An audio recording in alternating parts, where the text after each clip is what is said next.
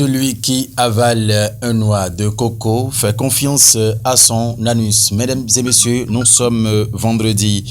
Vendredi 25 novembre 2022. Mesdames et messieurs, bonjour à vous tous et bienvenue à la une des journaux. Mais avant, comme à notre habitude, il faut dire qu'aujourd'hui, c'est un jour placé sous le signe de Vaudou. C'est une journée qui est conseillée pour les rites selon le calendrier des faisans. C'est la couleur verte et la couleur rose qui porteront la chance aujourd'hui. Et si vous êtes fidèle chrétien, vous allez donc lire le psaume 66, tandis que les fidèles musulmans liront le sourate 61. Ce vendredi, c'est une journée qui est donc favorable pour toutes les actions spirituelles et pour toutes les actions matérielles également. Troisième jour de la nouvelle lune, mesdames et messieurs.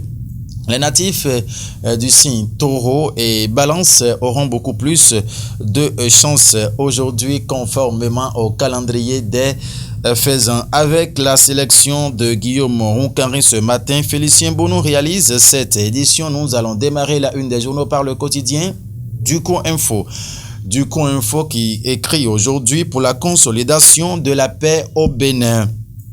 Éduque Action et ses partenaires dans une action à effet boule de neige, exclame le quotidien qui a laissé de plus amples détails en sa page 4 dans sa livraison de ce jour J-1 Coupe du Monde Qatar 2022. L'Afrique égale à elle-même, exclame le quotidien. Le Sénégal opposé au pays organisateur en ouverture de la deuxième journée a mis le quotidien en page 3. Les informations sportives sont beaucoup plus détaillées. Il faut dire que dans la commune de Djougou, le festival national du sport féminin se déroule, mesdames et messieurs, et les détails vous seront donnés sur National TV les heures à venir. Le Béninois libéré à présent. Participation des démocrates aux législatives du 8 janvier prochain. Comment Talon a été piégé dans un malin deal. Yahi continue d'en vouloir endetter pour avoir baissé ainsi la culotte. Nous reprenons ce titre pour vous du quotidien béninois libéré dans sa livraison de ce jour qui met participation des démocrates aux législatives du 8 janvier prochain. Comment Talon a été piégé dans un malin deal. Yahi continue d'en vouloir endetter pour avoir baissé ainsi la culotte, a titré en grand le quotidien. Qu'est-ce qui fait dire cela au journal, mesdames et messieurs? Il faut donc vous procurer du canal pour en savoir davantage. Projet de budget du ministère des Infrastructures et des Transports.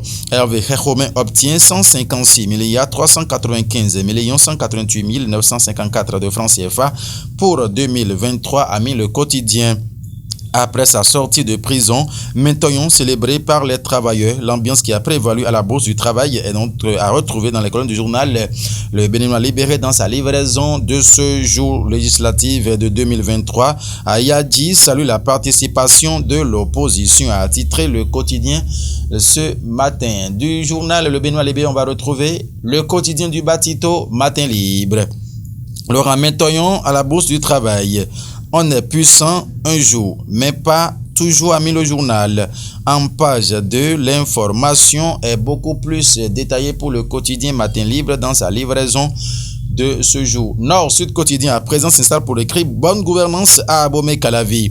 La mairie satisfait à une exigence, a mis le journal. Contre le terrorisme dans la sous-région, la France reconnaît l'engagement du Bénin, a titré Nord-Sud quotidien en manchette ce matin. La primeur va s'installer pour écrire Forum national sur le changement climatique. L'ONG MAD passe en revue les solutions innovantes.